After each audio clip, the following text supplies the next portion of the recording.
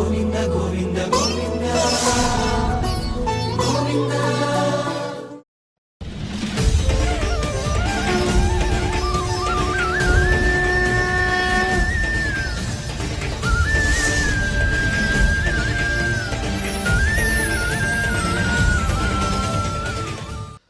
నమో వెంకటేశాయ.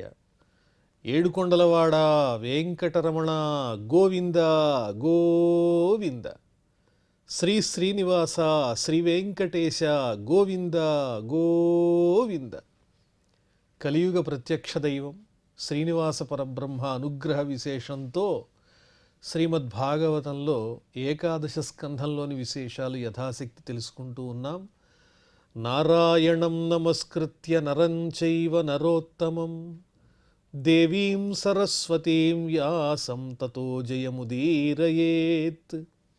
సుఖయోగీంద్రుల వారు పరీక్షిన్ మహారాజునకు భగవల్లీలా విశేషాలను వర్ణించి చెబుతూ ఉన్నారు.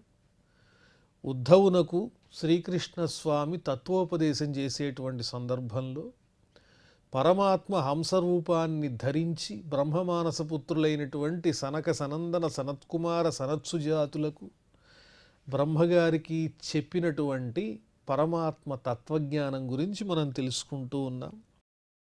దేహోపి దైవవశగః ఖలు కర్మ యావత్ స్వారంభకం ప్రతి సమీక్షత ఏవ సాసుః తం సప్రపంచమధిరూఢ సమాధియోగః స్వాప్నం పునర్న భజతే ప్రతిబుద్ధవస్తు. ఈ దేహం అనేది ప్రాణాలతో అదేవిధంగా అనేక ఇంద్రియాలతో కూడి ఉన్నది. ఎందువల్ల ఈ దేహం అనేది ఏర్పడుతోంది అంటే కర్మ వల్ల ఏర్పడుతోంది. ఈ కర్మ ప్రభావం ఉన్నంత వరకు ఈ దేహ సంబంధం అనేటువంటిది వదిలిపెట్టదు. ఆత్మజ్ఞానాన్ని పొందినటువంటి వివేకి జ్ఞాని ఎవరైతే ఉంటారో వాళ్ళు ఈ విషయాన్ని అర్థం చేసుకుని కర్మవశం వల్ల వచ్చినటువంటి ఈ దేహాన్ని మనం పట్టించుకోకూడదు. వాసనామయంగా అప్పుడప్పుడు ఇది మనని విడిచిపెట్టనట్టు ఉన్నప్పటికీ కూడా దేహం అనేటువంటి ఆ విషయాన్ని, దేహం మీద ఉన్నటువంటి మమకారాన్ని పెంచుకోకుండా దాన్ని తృణీకరిస్తూ ఉండాలి. అది ఏ పరిస్థితిలో ఉన్నా కూడా దానితో తాదాత్మ్యత అనేది పొందకూడదు. ఏకాగ్రతతో తమ మనస్సులో ఆ పరమాత్మనే నిలుపుకోవాలి. ఈ ప్రపంచంలో ఉన్నటువంటి సమస్తము ఈ దేహంతో కలిపి అన్నీ ఒక స్వప్నం లాంటివే జ్ఞానికి అని పరమాత్ముడు వర్ణించి చెబుతూ, మయైత దుక్తం వో విప్రాహ గుహ్యం యత్ సాంఖ్యయోగయోః జానీతమాగతం యజ్ఞం యుష్మద్ధర్మ వివక్షయ.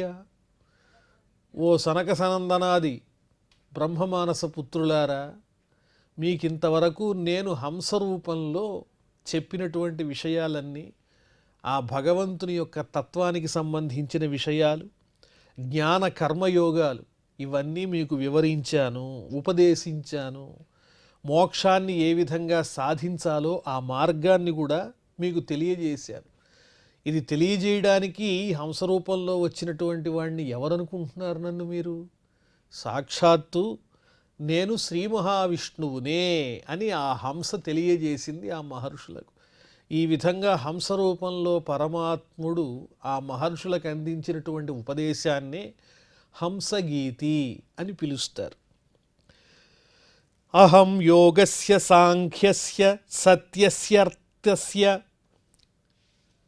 తేజసః పరాయణం ద్విజశ్రేష్ఠాః శ్రియః కీర్తేః దమస్య చ. కాబట్టి అన్నిటికీ ఆధారం నేనే. అది యోగమైన, సాంఖ్యమైన, కీర్తైన, సత్యమైన, ధర్మమైన, తేజస్సైన, అలాగే సంపదలైన, ఇంద్రియ నిగ్రహమైన, ఒకటేమిటి సమస్తములు ఏవైతే ఉన్నాయో వాటన్నిటికీ, సమస్త పదార్థాలకు ఆశ్రయభూతుణ్ణి నేనే, వాటన్నిటి స్వరూపం నేనే. మాం భజంతి గుణాః సర్వే నిర్గుణం నిరపేక్షకం సుహృదం ప్రియమాత్మానం సామ్యా సంగాదయో గుణాః. నేను ఎలాంటి వాడిని అంటే గుణరహితుణ్ణి, నిర్గుణస్వరూపుడను నేను. నాకు దేని మీద ఏ కోరిక లేదు, దేని మీద అపేక్ష లేదు, తటస్థంగా ఉంటాను నేను. అందరికీ హితాన్ని చేసేవాడిని, ఎవరి మీద ద్వేషము లేదు, స్నేహము లేదు. అందరి యందు అంతర్యామిగా ఉండేటువంటి ఆ పరమాత్మ స్వరూపుణ్ణి నేనే ఉన్నాను. అలాంటి నన్ను సమస్తమైనటువంటి గుణాలు, శ్రేష్టమైన గుణాలన్నీ కూడా ఆశ్రయించి ఉంటాయి అని చెబుతున్నారు ఆ శ్రీ మహావిష్ణువు హంసరూపంలో. ఇతిమే చిన్న సందేహాః మునయః సనకాదయః సభాజయిత్వా పరయా భక్త్యా అగృణత సంస్తవైః. ఈ విధంగా ఆ మునులు హంసరూపంలో ఉన్న పరమాత్ముని ద్వారా ఉపదేశాన్ని పొంది వాళ్ళల్లో ఉన్న సందేహం అంతా పోయింది. ఈ గుణములు మనస్సునందు ఏ విధంగా అయితే ఆసక్తి కలిగి ఉంటున్నాయి, మనస్సు గుణములతో ఎలా కలుస్తోంది, ఏమిటిది, పరమాత్మని పొందాలనుకున్నటువంటి ముముక్షు ఏ రకంగా పొందాలి అనేటువంటి వాళ్ళ ప్రశ్నకి హంసరూపంలో ఉన్న పరమాత్మ చక్కని సమాధానాన్ని మనందరి కోసం వర్ణించి చెప్పారు. అలా చెప్పిన తరువాత వాళ్ళు ఆ పరమాత్మను చక్కని స్తుతులతో స్తోత్రం చేశారు. పరమాత్ముడు తమ యందు చూపించినటువంటి అనుగ్రహానికి పరవశులైపోయారు వాళ్ళు. తైరహం పూజిత సమ్యక్ సంస్తుతః పరమర్షిభిః ప్రత్యేయాయ స్వకం ధామ పశ్యతః పరమేష్ఠినః. ఓ ఉద్ధవా, కృష్ణుడు చెబుతున్నాడు, ఈ రకంగా నేను ఆనాడు హంసరూపంలో ఆ మహర్షులందరికీ తత్వోపదేశం చేసిన తర్వాత వాళ్ళందరూ నన్ను పూజించారు. ఆ ఋషుల చేత నేను పూజింపబడినటువంటి వాడనై అక్కడి నుంచి బయలుదేరి వైకుంఠానికి, నా ప్రదేశానికి నేను వెళ్ళిపోయాను ఆ బ్రహ్మాదులు చూస్తుండగా అని శ్రీకృష్ణ స్వామి ఉద్ధవునికి చెబుతున్నారు. అంటే నేనే సాక్షాత్తు విష్ణువుని అని స్పష్టంగా చెప్పేశారు అక్కడ ఉద్ధవునకు. ఇక్కడితో మనం ఏకాదశ స్కంధంలో 13వ అధ్యాయాన్ని పరిపూర్ణం చేసుకున్నాం. ఇప్పుడు 14వ అధ్యాయంలో ప్రవేశిస్తున్నాం. వెంటనే ఉద్ధవుడు మళ్ళీ ప్రశ్నిస్తున్నాడు శ్రీకృష్ణ పరమాత్మని. ఉద్ధవ ఉవాచ వదంతి కృష్ణ శ్రేయాంసి బహూని బ్రహ్మవాదినః తేషాం వికల్ప ప్రాధాన్యం ఉతాహో ఏకముఖ్యత. స్వామి, బ్రహ్మవాదులైనటువంటి వాళ్ళు, వేద విధులైనటువంటి పండితులు శ్రేయస్సుని పొందాలి అంటే అనేక రకాలైన మార్గాల్ని చెబుతూ ఉంటారు. శ్రేయస్సు అంటే ఏమిటి? మోక్షమే పరమమైనటువంటి శ్రేయస్సు. ఈ వేద విధులైనటువంటి వాళ్ళు ఒకే విషయాన్ని కాకుండా, వేద విధులనే కాదు, అనేక మంది తమని తాము ఏ విధమైనటువంటి భావనతో ఇదే నిశ్చితమైనటువంటి శ్రేయస్సు అని వాళ్ళు భావిస్తారో ఆ భావననే 10 మందికి 10 రకాలుగా చెబుతారు. అలా చెప్పేవాళ్ళు కూడా 10 మంది పైనే ఉంటారు. అనేక మంది అనేక రకాలుగా భావించి అనేక మందికి అనేక విషయాలు తెలియజేస్తూ ఉంటారు. ఇది శ్రేయస్సు, అది శ్రేయస్సు అని. కాబట్టి ఇన్ని రకాలైనటువంటి శ్రేయస్సులు ఆయా సందర్భాన్ని బట్టి ఆచరింపదగినవా? అంటే వేదములలో వర్ణింపబడినటువంటి చక్కని భగవంతుణ్ణి పొందేటువంటి విషయాలు ఏవైతే ఉన్నాయో పలు రకాలుగా వర్ణించబడ్డాయి కదా, వాటిల్ని ఆయా సందర్భాలను అనుసరించి ఒక్కొక్కటిగా ఏది అవసరమైతే అప్పుడు దాన్ని ఆశ్రయించి ఆచరించాలా, లేకపోతే ఒకే ఒక్కటి ప్రధానంగా భక్తిభావం ఉంటే సరిపోతుందా? భక్తిభావంతోనే నిన్ను పొందచ్చా, లేదా ఈ బ్రహ్మవాదులైనటువంటి వాళ్ళు వర్ణించి చెప్పినటువంటి అనేకమైనటువంటి శ్రేయస్సులు ఏవైతే ఉన్నాయో వాటిల్ని క్రమంగా ఆచరించాలా? ఈ విషయంలో నాకు సందేహం ఉంది, స్పష్టంగా చెప్పండి అని అడిగితే అప్పుడు పరమాత్మ భక్తి యొక్క గొప్పతనాన్ని వర్ణించి చెబుతున్నారు. భవతోదాహృత స్వామిన్ భక్తి యోగో అనపేక్షితః నిరస్య సర్వతః సంగం ఏన త్వయ్యా విశేన్మనః. స్వామి, ఓ శ్రీకృష్ణ, నీవు భక్తి మార్గాన్ని వర్ణించి చెప్పావు. భక్తి మార్గంలో ఏం చెప్పావు నువ్వు? వేరే ఇతరమైన సాధనాలు ఏమీ లేకుండా ఒకే ఒక సాధనంతో ఇంకేమీ ఆశ్రయించకుండా నిన్ను పొందొచ్చు. ఏమిటా సాధనం అంటే భక్తి మార్గము.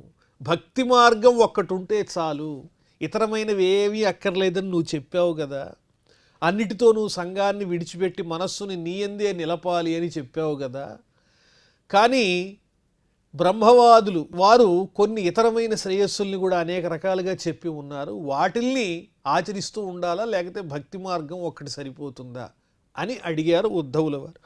శ్రీ భగవానువాచ, అప్పుడు పరమాత్మ చెబుతున్నారు, కాలేన నష్ట ప్రళయే వాణీయం వేద సంగీత మయాదౌ బ్రహ్మణే ప్రోక్త ధర్మో యస్యాం మదాత్మక.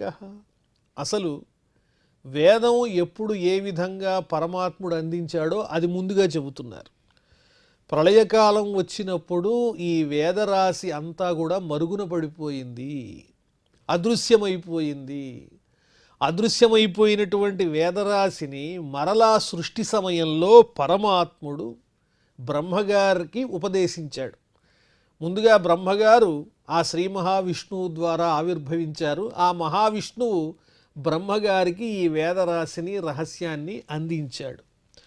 ఆ తరువాత ఆ వేదరాశిని బ్రహ్మగారు ఎవరెవరికి అందించారో వర్ణిస్తూ ఉన్నారు.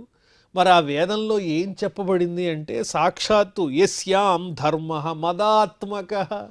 ఆ వేదంలో ప్రతిపాదింపబడినటువంటి విషయం అంతా ఏమిటంటే భాగవత ధర్మాలే చెప్పబడి ఉన్నాయి, భక్తి మార్గమే వర్ణింపబడున్నది, దానికన్నా వ్యతిరిక్తంగా అందులో ఏమీ లేదు. కానీ తేన ప్రోక్తా చ పుత్రాయ మనవే పూర్వజాయస తతో భృగ్వాదయో అగృహ్ణన్ సప్త బ్రహ్మ మహర్షయ. బ్రహ్మగారు శ్రీ మహావిష్ణువు నుంచి పొందినటువంటి వేద జ్ఞానాన్ని ఎవరికి అందించారు అంటే, తన పుత్రుడైనటువంటి మొట్టమొదటి పుత్రుడైనటువంటి మనువునకు చెప్పారు ఆ వేద జ్ఞానాన్ని. ఆ తరువాత మనువు ద్వారా ఆ విషయాలన్నీ ప్రజాపతులు స్వీకరించారు, మహర్షులు. ఎవరు వారు అంటే భృగువు, మరీచి, అత్రి, అంగిరసుడు, పులస్యుడు, పులహుడు, క్రతువు ఇత్యాదిగా కలిగిన మహర్షులు. ఆ మహర్షులందరూ తద్వారా ప్రజాపతులందరూ ఆ వేదరాశిని తెలుసుకున్నారు క్రమంగా. తేభ్యో పితృభ్యస్తత్పుత్రాః దేవదానవ గుహ్యకాః మనుష్యాః సిద్ధ గంధర్వాః సవిద్యాధర చారణాః. మనువు నుంచి ఋషులకు, ఋషుల నుంచి అనేక మంది ప్రజాపతులకు, ప్రజాపతుల నుంచి పితృదేవతలకు, పితృదేవతల నుంచి దేవతలకు, దేవతలతో పాటు దానవులకు, యక్షులకు, మనుష్యులు, అలాగే సిద్ధులు, గంధర్వులు, విద్యాధరులు, చారణులు ఇత్యాదిగా కలిగిన దేవతాగణములు, వీళ్ళంతా ఆ వేదరాశిని చక్కగా అవగాహన చేసుకోగలిగారు. ఆ వేదరాశిని వారు కూడా తెలుసుకున్నారు పెద్దల ద్వారా క్రమేపి. కిం దేవాః కిన్నరా నాగాః రక్షః కిం పురుషాదయః బహ్వ్యః తేషాం ప్రకృతయః రజస్సత్వతమో భువః. అలాగే కిన్నరులనబడేటువంటి దేవతలు, నాగులు, రాక్షసులు, కింపురుషులు, దేవతల వంటి తేజస్సు కలిగినటువంటి మహానుభావులు, వీళ్ళందరూ ఆ వేదవాణిని తెలుసుకున్నారు. కానీ అంతా పరమాత్మ స్వరూపమైనా కూడా ఆయా కర్మవశం వల్ల వచ్చినటువంటి దేహాలు ఏవైతే ఉంటాయో, వారి యొక్క స్వభావాలు ఏముంటాయో, వాటిల్లో కొన్ని రకాలైనటువంటి భేదాలు ఉంటాయి కదా. కాబట్టి వారి వారి జన్మవాసనను, కర్మ ద్వారా వచ్చినటువంటి జన్మవాసన ద్వారా సత్వరజస్తమో గుణముల యొక్క ప్రభావాన్ని బట్టి వారి వారి స్వభావాలు అనేక విధాలుగా ఉంటాయి. కాబట్టి యాభిర్భూతాని భిద్యంతే భూతానాం మతయస్తథ యథా ప్రకృతి సర్వేషాం చిత్రావాచ స్రవంతి. ఎవరి స్వభావానికి తగినట్లుగా వారి యొక్క వాక్కులు బయటకు వస్తూ ఉంటాయి. ఇది లోకంలో మనం చూసేదే కదా. వారి వారి కర్మవాసన బట్టి వారు పొందినటువంటి దేహానికి అనుగుణంగా సత్వరజస్తమో గుణముల యొక్క ప్రభావం ద్వారా అనేక రకాలైనటువంటి వారి స్వభావానికి సంబంధించినటువంటి వాక్కులు కర్మవాసన బట్టి బయటికి వస్తూ ఉంటాయి. కాబట్టి పరంపరగా అందినటువంటి ఈ వేదరాశిని గురించి వారు అర్థం చేసుకున్నటువంటి విధానంతో అనేక మంది అనేక రకాలైనటువంటి భావాలను తెలియజేయటం జరుగుతూ ఉంటుంది. దేవతలు కానీ మనుష్యులు కానీ ఇత్యాదులంతా వాళ్ళందరూ ఈ వేదముల విషయమై వాళ్ళు అవగాహన చేసుకున్న విషయాన్ని పలు రకాలుగా చెబుతారు వారి వారి యొక్క స్వభావాన్ని అనుసరించి. ఏవం ప్రకృతి వైచిత్ర్యాత్ భిద్యంతే మతయోనృణాం పారంపర్యేణ కేషాంచిత్ పాషండ మతయో అపరే. ఈ కర్మవాసనలను బట్టి వచ్చేటువంటి స్వభావ సిద్ధమైనటువంటి భిన్నమైన రూపాలు ఏవైతే ఉన్నాయో, స్వభావాలు ఏవైతే ఉన్నాయో, భేదాలు ఏవైతే ఉన్నాయో, దానివల్ల ఈ మానవుల యొక్క బుద్ధులు కూడా అనేక రకాలుగా కనిపిస్తూ ఉంటాయి. ఒకరు అంగీకరించిన విషయాన్ని వేరొకరు అంగీకరించరు. ఉన్నటువంటి విషయం అక్కడ ఒకటే, దాని గురించే పరస్పరము వాదులాడుకుంటూ వారి వారి స్వభావాన్ని అనుసరించి వారి వారి గుణములను అనుసరించి ఒకే విషయాన్ని 10 రకాలుగా దర్శించేటువంటి అభ్యాసం కలిగి ఉంటారు వాళ్ళు వారి యొక్క కర్మవాసన బట్టి. కాబట్టి అందరికీ ఒకే విధంగా కనిపించకుండా వారి వారి భావన బట్టి వారి జన్మను బట్టి వాళ్ళు వాటి గురించి సంభాషిస్తూ ఉంటారు. వేదముల విషయంలో కూడా ఇలాగే సంభాషిస్తూ ఉంటారు. అసలు విషయం అనేది ఎప్పుడూ ఒకటే ఉంటుంది. కాబట్టి వేదాధ్యయనం చెయ్యనటువంటి వాళ్ళు కూడా వాటి గురించి సంభాషణ చేస్తూ వేదధర్మాలకు విరుద్ధమైనటువంటి వాదములను కూడా కలిగిస్తూ ఉంటారు. అది వారి యొక్క స్వభావ సిద్ధమైన విషయం.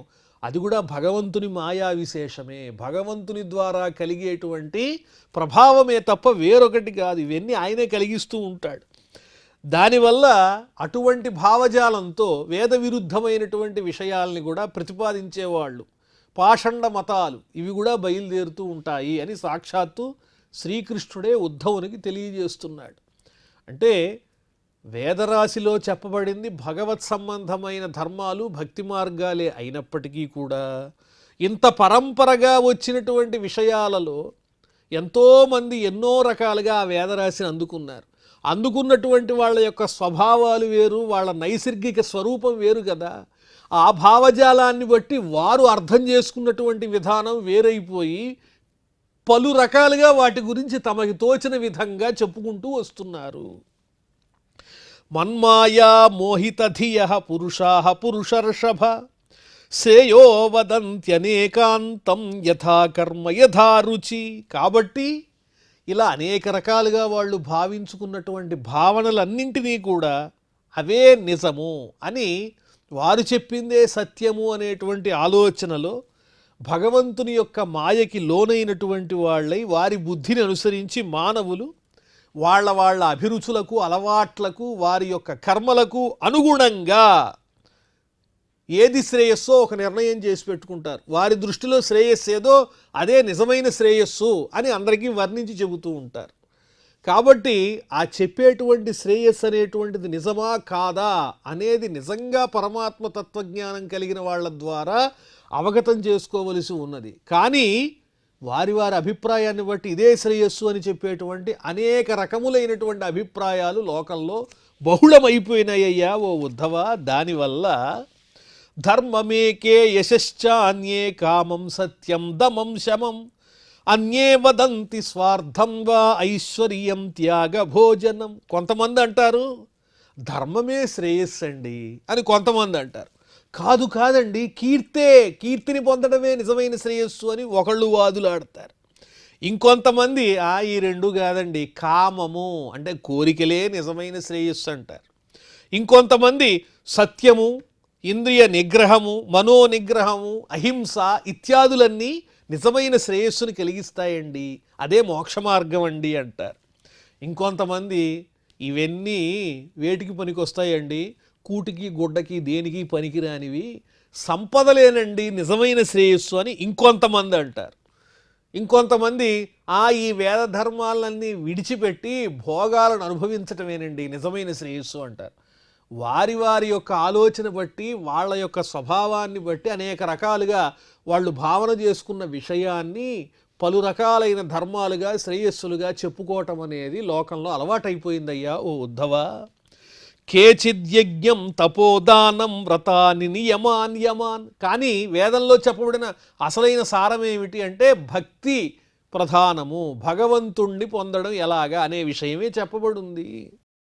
ఆద్యంతవంత ఏవైషాం లోకాః కర్మ వినిర్మితాః దుఃఖోదర్కాః తమోనిష్ఠాః క్షుద్రానందాః శుచార్పితాః.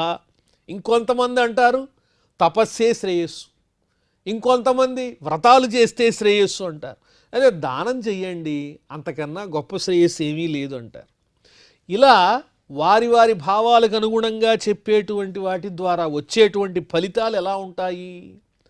అవి తదనంతరంలో మోక్షాన్ని సంపూర్ణంగా ఇవ్వలేకపోగా దుఃఖహేతువులవుతాయి, భవిష్యత్తులో దుఃఖాన్ని కలిగించేవే అవుతాయి, అవి మోహాన్ని కలిగించేవిగా అవుతాయి. స్వల్పమైనటువంటి ఆనందాన్ని ఇచ్చేవే, ఎప్పటికైనా అవి దుఃఖమయములే అనే విషయాన్ని వాళ్ళు ఎరుగరు.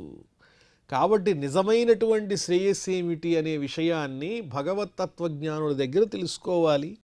మయ్యర్పితాత్మన సభ్య నిరపేక్షస్య సర్వతః మయాత్మనా సుఖం యత్తత్ కుతస్యాత్ విషయాత్మన.